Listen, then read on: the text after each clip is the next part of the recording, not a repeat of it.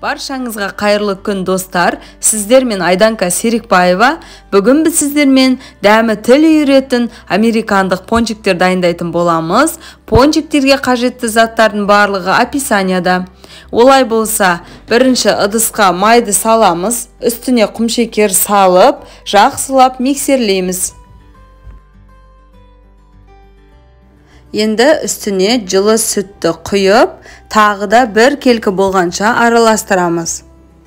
Одан кейін 2 жұмыртқаны жарып саламыз.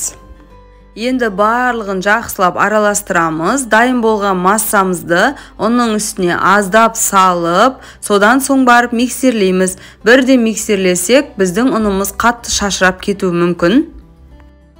Одан кейін барып, осы дайын болған қамырымызды кондитерлік мешокқа саламыз. Егер сіздерде кондитерлік мешок болмаса, қасықпен құйсаңыздар да болады. Одан соң духовкада 180 градуста 20-25 минут пісіріп аламыз. Міне өте әдемі болып көтеріліп шықты пончиктеріміз. Енді бетін әсемдейміз. Бетін әсемдеу үшін мен кондитерский ақ глазур пайдаландым. Оны сулы моншада немесе микроволновкада ертіп аламыз. Одан кейін біреуіне ақ, екіншісіне қызыл бояуды араластырып, бетін әсемдейтін боламыз. Енді әр пончигімізді глазурге осылай малып алып, ортасы ашылмай қалса, үф деп ашып жібереміз.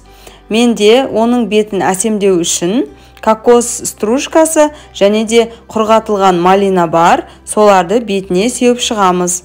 Видеоны соңына дейін көргендеріңізге рахмет. Лайк басып, комментарий жазып, каналға тіркелуді ұмытпаңыздар.